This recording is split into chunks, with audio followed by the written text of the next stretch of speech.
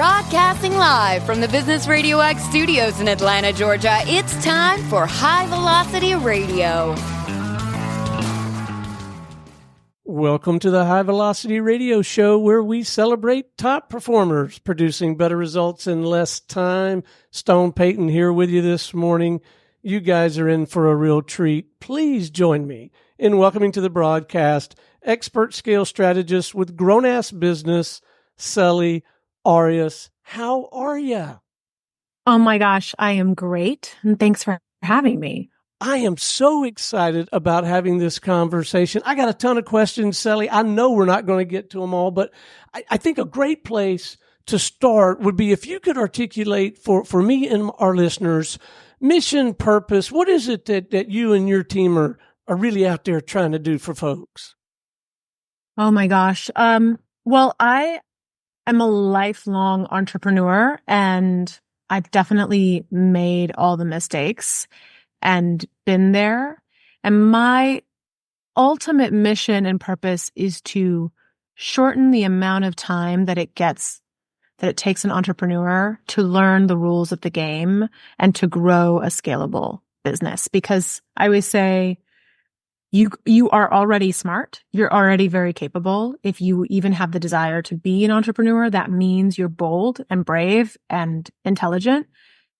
But on your own, without knowing all the rules of the trade, it'll take you 10 years. I'd like to shorten that to 2 to 3 years. That's my mission. Well, it's a noble purpose and sounds like good work if you can get it. But I got to know the backstory. What was the career path that landed you doing this kind of work? Oh my God. So I started my first business when I was about 11 because I really wanted to take ballet classes, and my parents were immigrants and couldn't afford it. So I started my own little business, and I paid for ballet school all through middle school and high school, and I became a professional dancer. And then after college, as a dancer, I decided to study fashion design. So I got a second BA in fashion design, and I started a clothing line, and I ran a clothing line out of South America for about 9 years. And I always say that business ran me. It ran me into the ground. I always joke that I didn't party or drink in my 20s because I was just too busy running my business. So I've really kind of sat in all the seats as a founder. I then worked in tech startups as a COO. I've worked in luxury sales for corporates. I've worked in brand partnerships. I've gotten to sit around the table and kind of sitting in every single seat of business.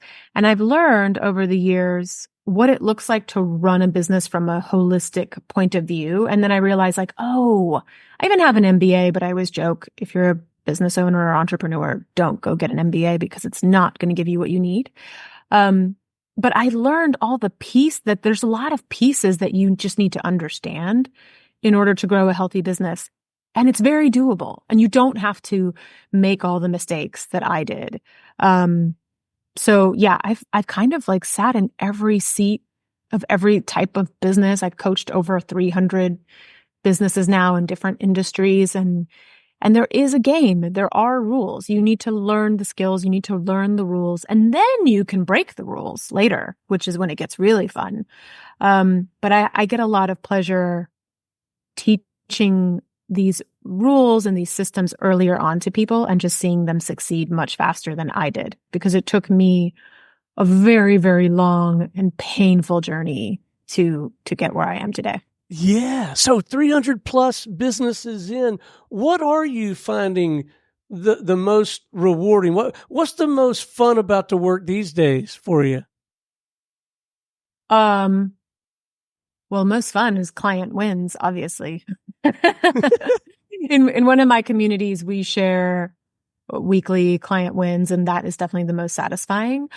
We have this joke that we just say, "Holy shit, Celi, it worked. Holy shit, this worked." That's like our joke catchphrase inside my programs, because sometimes the easier, simpler path, the thing that people go, "No, Celi, that's not going to work," or "No, I've done that," or "I've tried that," but sometimes it's the very, very focused, intentional, simple path does work. And so it's the most fun when people go, I get texts or messages from people, and the catchphrase is always, "Holy shit, this worked." And we always laugh about that. So Okay, let's dive into the work a little bit. What does it look like? I'm particularly interested in, I guess, the early stages of an engagement or the work, but I'd love to hear a little bit about all of it. Yeah. So what I do is I teach the 5 key growth systems that every business needs to have. Now, the 5 key growth systems are, imagine if you could, in early stages, if you could afford to hire your 5 key executives to run your 5 departments, that would be the dream, right? If you could be the CEO and founder, but you could afford to hire a CMO, a CFO, a CRO, a COO, you'd be crushing the game, right? The truth is, we often can't afford to hire those roles. So what we actually have to do is we have to learn what are the minimum things that each of those roles would be in charge of. And that's what I teach. Early stages, what I find, here's what I always find funny about my program is, of course, we dive in deep into each of those key roles and what you have to master in each role. Everyone's always scared of the numbers. Everyone's always scared when we're going to get into pricing strategy and profitability and sales forecasting and cash flow. Everyone gets really nervous around the numbers and they avoid it.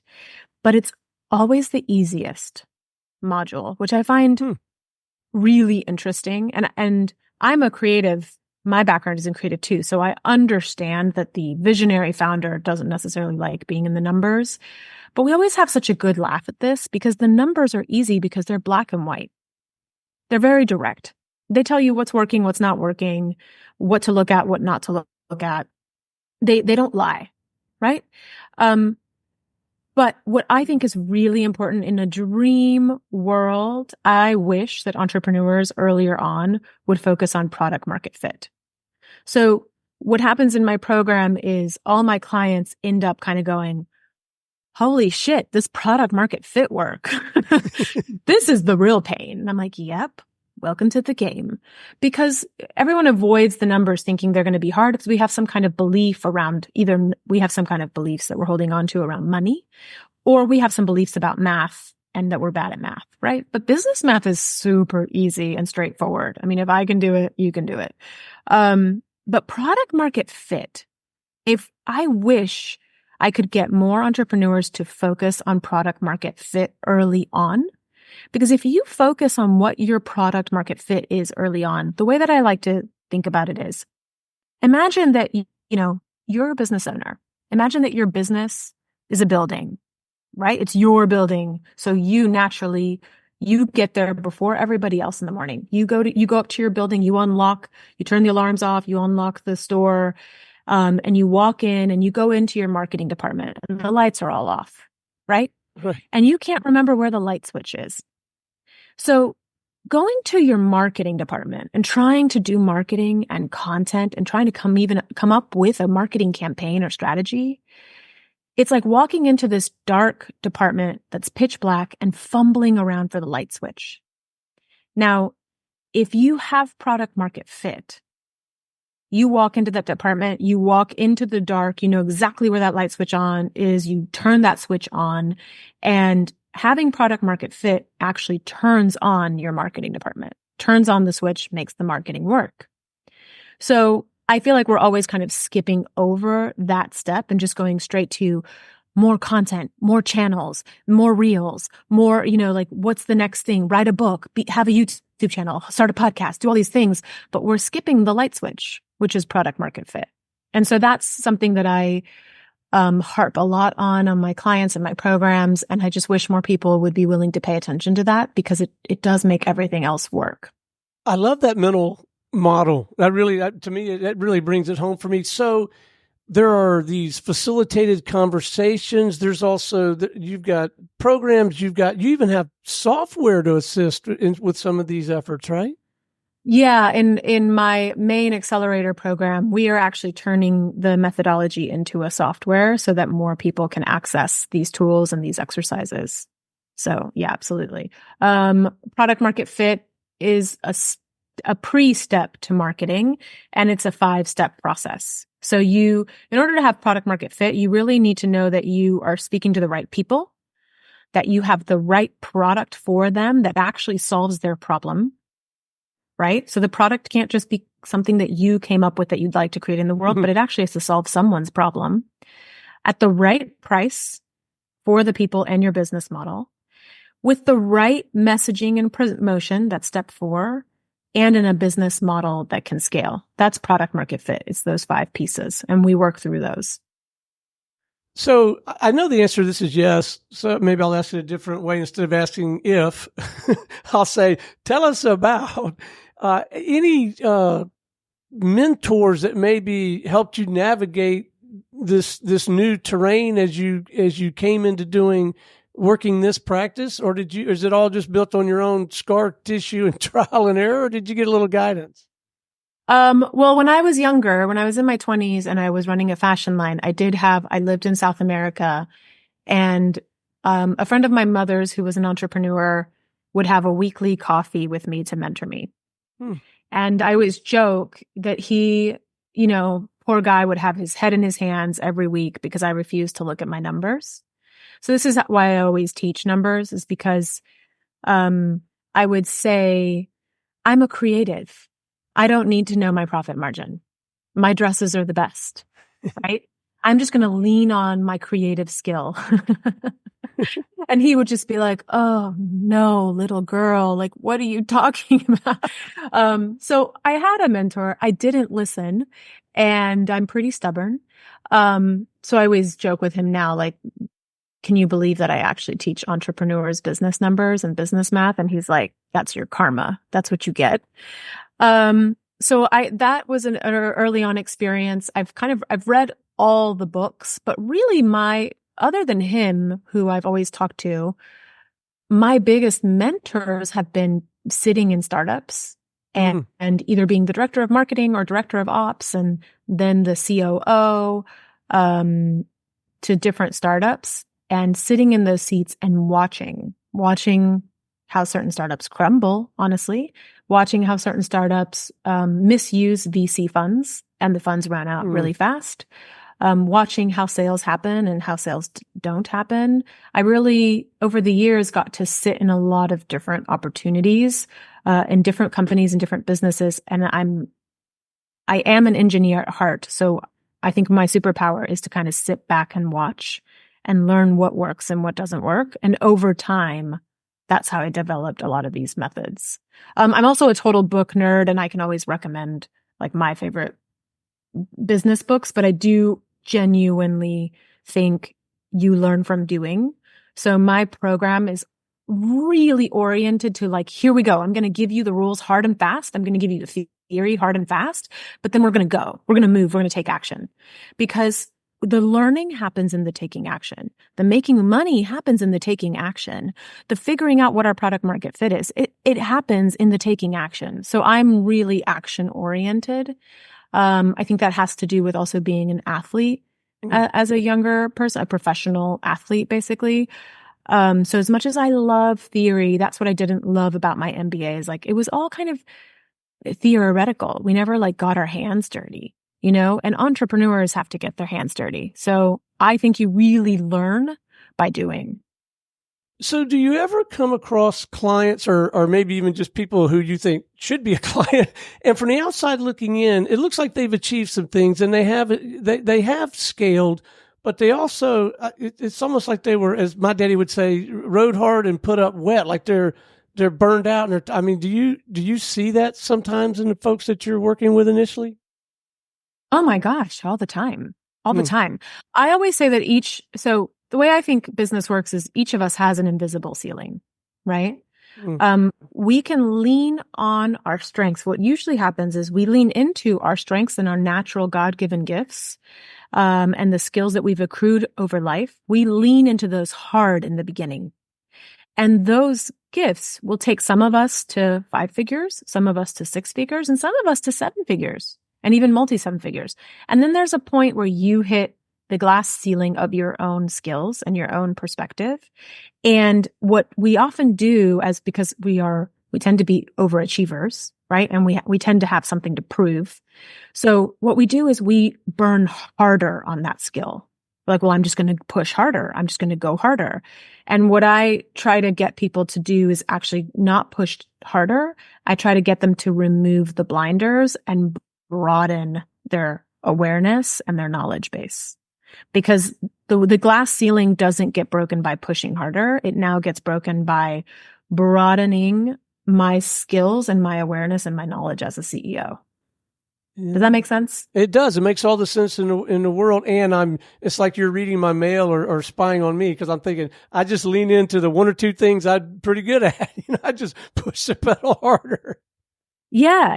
And I don't think that you as a CEO need to do all the things, but I do think you as a great CEO need to understand all the things so that you can then find the right person to delegate to, or so that you can keep driving the ship, right? Because sometimes even when we hire a team, what will happen is we have a new team member that comes in that's maybe also really skilled in one area, says, we have to do this, we have to do this, we have to do this. It is your job as the CEO to have a really broad, open view of everything that's going on so that you can discern, do we have to do that? Is that true? Is that the problem right now to solve that gets us to our bigger goal? So that's why I always think there's a point as a leader and CEO that you need to understand all the key growth systems and how they all work and how they work together in order to, in those moments, be the leader you need to be. So how does the whole sales and marketing thing work for a practice like yours? At this point, is it all referral based? Or are you still out there shaking the trees a little bit with your own marketing processes? A lot of my business, my current program is referral based for sure. Believe it or not, clever content works for me, but I don't recommend that. I think that there is an order to building a business. And I think step one is build an amazing reputation. So step one, whether you have a physical product or you're a service provider or you're a coach like me, make sure you deliver on your result. That to me is a marketing strategy, right? Deliver on your result. Have people say, oh yeah, she tripled my revenue. Oh yeah, in 6 months, I did this. Oh yeah, Celi is straight up legit. Her method works, right? That's step one. Then referrals. Then of course, testimonials, case studies, and then marketing campaign. Now I know this is like the opposite of what you hear a lot of people say, because there's a lot of marketing gurus just saying marketing, content, ads. But the thing is that if you're running ads on shoddy foundations, right, you're throwing away a lot of money. If you're running ads, but you don't know what your product market fit is, you're spending a lot more money than you could be. So I say, like, build a reputation, build a solid product, build a referral-based business first, not because I'm against content and ads. Then you turn those pieces on, right? Remember the marketing department. When you have the solid foundations, then you turn on the marketing department and it works. So clients come to me referral-based for sure. Community collaborations. I speak a lot in different entrepreneurial communities. I guest teach in different communities. I collaborate with other coaches and service providers who are complementary to me. And then sometimes my funny content gets people to go, oh, I love your style. I want to talk to you. But content is probably the smallest amount of client flow for me right now. So what's next? Is there a book in you? Are you going to continue to dive into this software and tech side of things? Or what's on the horizon?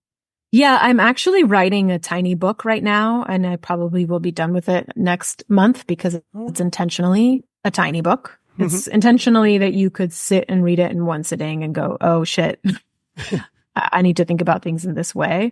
And it's basically called Stop That, Do This Instead.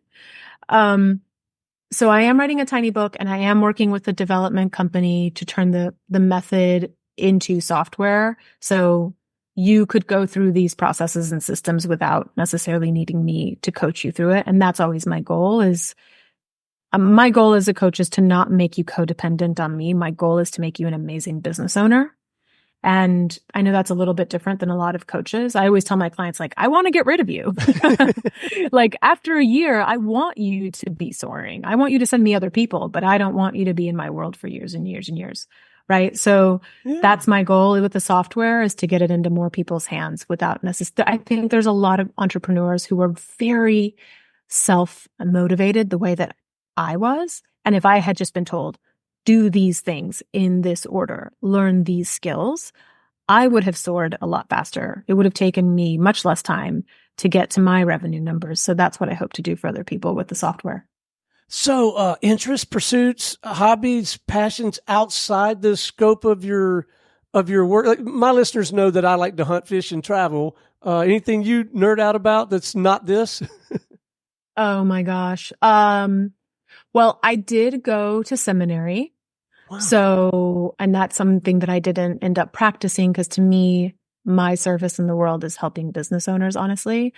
So in my free time, I'm probably reading some really weird spirituality book or something about, the intersection of quantum physics and God.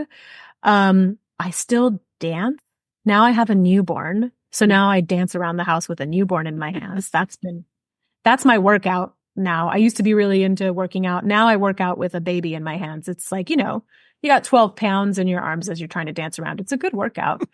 Yeah. And I'm very fortunate that I live close to the ocean. So I like to take long walks and actually enjoy sitting on the ocean and listening to what God has to say to me. Honestly, that's what I spend my time doing. I love it. And I'm so glad that I asked. All right, let's leave our listeners, if we could, with a couple of actionable, I call them pro tips, something to be thinking about, reading, doing, not doing. And look, gang, the number one pro tip is reach out and have a conversation with Celi or someone on her team and start tapping into her work. But let's leave them with a couple of items to be thinking on. Yeah. Look, if you're like, ooh, she's talking about this product market fit thing, and I'm not sure I got it. Here's one of the easiest ways to start going out and hunting for your product market fit is ask your people. Don't do a survey. Don't do a survey on Instagram. Don't do a poll. Get on a call with your ideal client or your ideal customer. Get on a call with them and say, hey, what do you dream about? What is your biggest desire? Like, what do you daydream about and wish that you had? And what is the biggest obstacle getting in the way of that? Right? And then number 3, what have you tried to do to fix that obstacle? If you ask those 3 questions, like, what is your deepest desire? What is your biggest pain or obstacle that gets in the way of that? What have you tried?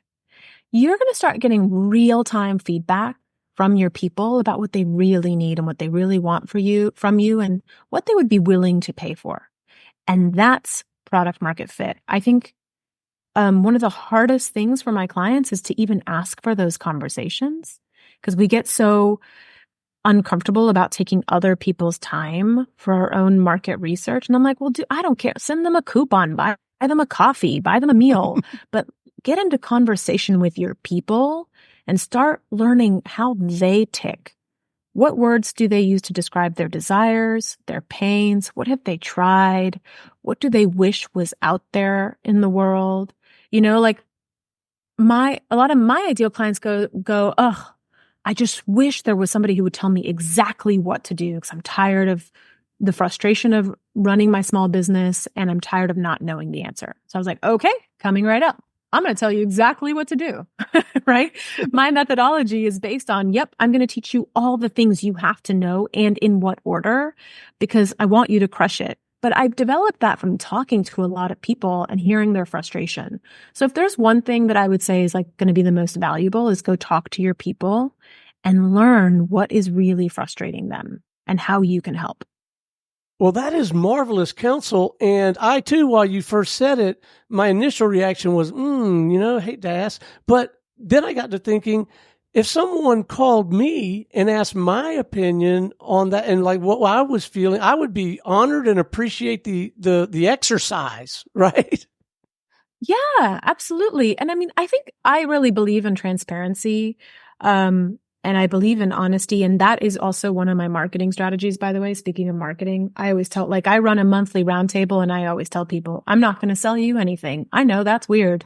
We're literally going to do a high value 1 hour roundtable once a month, and I'm going to teach and we're going to share. And that's my strategy. So I would do the same thing for these conversations, is say, hey, I'm cooking up something really cool and really special. And I'm doing market research because I want to make sure it like hits the spot for you. And I think you're a person who would love this product. I'm not going to sell anything to you right now. I promise I will not sell you on this call. I just want to ask you 3 questions. Is that cool? And people really appreciate that. Yeah. And I mean this, do not sell them. Do not right. sell them anything. Even if they're like, I'm kind of curious now. I would actually say, oh, well, let's create a separate time or a separate call to talk about that. Right? Yeah. So that you're keeping your word as well. And really saying, I am trying to do something really powerful and beautiful in this world, and I'm doing some market research. Are you interested in helping me out for 10 or 15 minutes? That's all you need. Yeah. All right. What's the best way for our listeners to connect with you, tap into your work, website, LinkedIn, whatever is appropriate, but let's make sure they have some coordinates. Yeah. I'm really easy to find on the socials. Pretty much Instagram, TikTok, YouTube. It's Celi Grows Business. So that's CELI Grows Business. And my website, if you ever want to come to a roundtable, it's up at the top of my website. My website's called grownassbusiness.com. So super easy to find. Well, Celi, it has been an absolute delight having you on the show today. Thank you so much for your insight, your perspective, your enthusiasm. You're doing really important work, and we sure appreciate you. Thank you so much. This has been a pleasure. Well, I've had fun. All right, until next time, this is Stone Payton for our guest today, Celi Arias with Grown Ass Business, and everyone here at the Business RadioX family saying we'll see you in the fast lane.